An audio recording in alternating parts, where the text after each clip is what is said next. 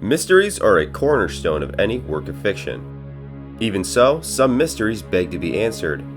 And today I have a selection of mysteries and unanswered questions from Dragon's Dogma that I seek to explain. I'll be going over my reasoning and any clues we have to unravel these mysteries. Some may be beyond me, but I'm going to try my best. And to clarify, I kept what I'll be covering to mysteries that are about the Dragon's Dogma world itself. I will not be covering anything that could be considered DLC related or any possible cut content.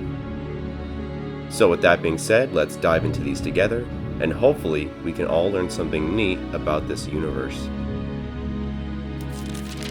Are there gods in Dragon's Dogma? Starting off is something I've always been curious of. As in the Dragon's Dogma universe, we see multiple godlike entities, including the Seneschal, Dragon, Pathfinder, and certain arisen such as Daemon. But these aren't the kinds of gods I'm talking about. I'm talking about gods from our world, and the answer is actually quite interesting.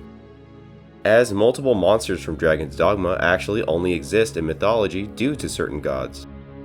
These monsters include, but are not limited to, the Cyclops, Medusa, Talos, and potentially the Chimera. The Cyclops in Greek mythology is the offspring of Poseidon. Medusa was a Gorgon, and in one story was the offspring of Phorcys and Ceto. Talos was an automaton created by the god Hephaestus, and the Chimera were offspring of Typhon and Echidna. I should also note that in the design works for Dragon's Dogma, the ogres are mentioned to have been turned into their current forms by gods. But whether or not you can take this book as real lore is up to you, as since the information doesn't appear in game, it's hard to say whether or not it's meant to be taken as canon material, or it was simply just an outline for designing the monster. So this would imply that these gods do exist in Dragon's Dogma, and thus I'd be pretty confident in saying that gods do exist, but it is unlikely that they will ever appear in any way. Where do monsters come from? Monsters in the Dragon's Dogma universe are quite enigmatic, as they coexist alongside normal animals and humans, but differ greatly in size and ability. Despite this, we have gotten clues in games in regards to their origin and potential purposes. In Dragon's Dogma 1, there is a loading screen pop-up that states monsters come from the Frontier, the land around the main area of the game. And a frontier is just unconquered terrain, so basically just the wild. This makes sense. But on top of that, monsters are said to appear in greater numbers and act more aggressively after the dragon appears.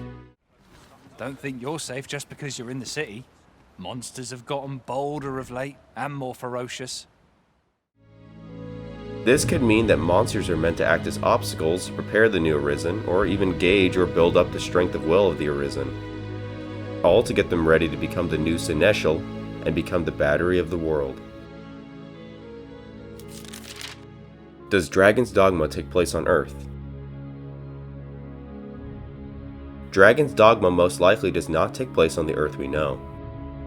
Well, how do I know this though? Let's take a look at the sky once the sun sets.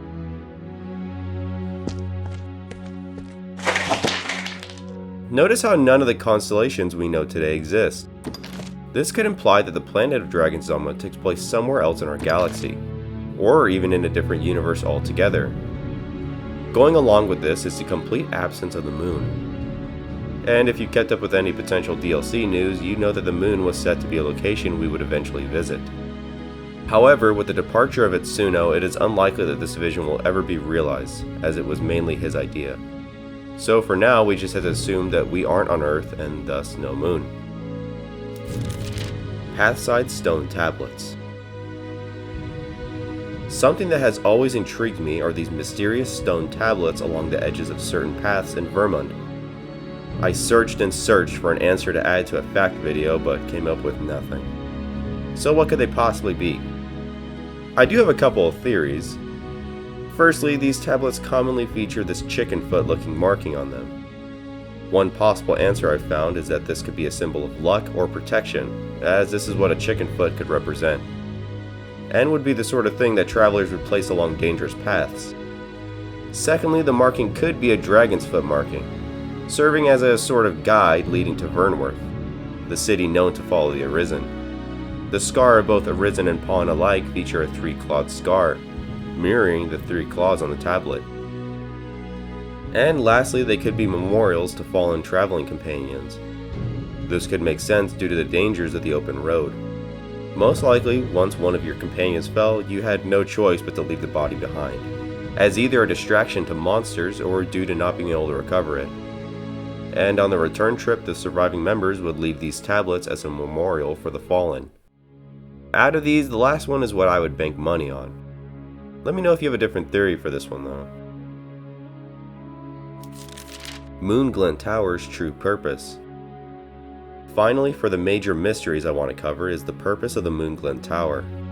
And this one is actually quite fascinating, as it may be taking inspiration from another infamous tower, the Tower of Babel. Let me explain. In both cases, each tower is used in an effort to play God, or in Dragon's Dogma 2's case, the Arisen cycle. The tower is used as a point which Phasis attempts to call upon a dragon himself and choose the fate of this world.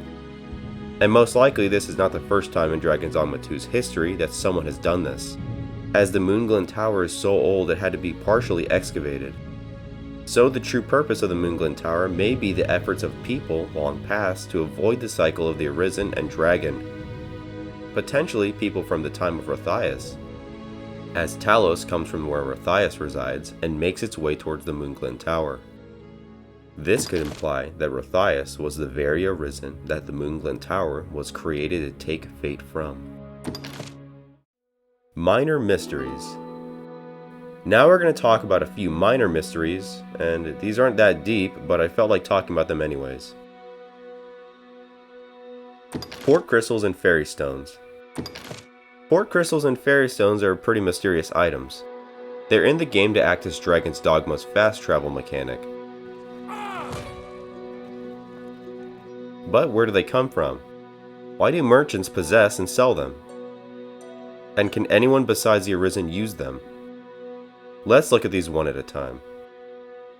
Port crystals and fairy stones most likely originate from the Rift, due to the bluish color that somewhat matches the Rift and Rift stones, along with the fairy stone having a similar pattern to the Rift stones. Merchants that sell these items most likely sell them due to their unique appearance, most likely thinking them to be nothing special unless they've heard of the Arisen, in which case they might be good items to attract such individuals. Whether or not anyone can use port crystals or fairy stones is something we have yet to see. While it's true you can transport anyone using a fairy stone, this doesn't mean that they would be able to activate one themselves. However, if items such as the Godsway can grant normal people control over pawns like an Arisen, it just might be possible that the use of fairy stones isn't out of the question. But then again, if regular people could use fairy stones, they would most likely be far more widespread as a safe means of travel. So I'd have to lean towards regular people not being able to use them. Other lands beyond the game. And finally, for the entire list, we have the question of other lands in the game beyond Vermund and Batal. And the answer is a resounding yes. We have yet another loading screen, all but confirming this. To the north, there is said to be an ancient land that has had no contact for some time. Could this be planned location for a DLC? Only time will tell. But I surely hope we get to journey to this enigmatic land one day and discover its secrets for ourselves. And I know I said I wouldn't be talking about DLC, but considering that this would be a land in the game itself, I thought I wanted to cover it. And it's also why I saved it for last. And with that, our investigation into these mysteries come to a close. Hope that this video was fun. As always, I like to speculate about Dragon's Dogma, and please share any mysteries that you've looked into yourself, and what theories you've come up with in the comments. So with that, I'll have to see myself out. Bye-bye.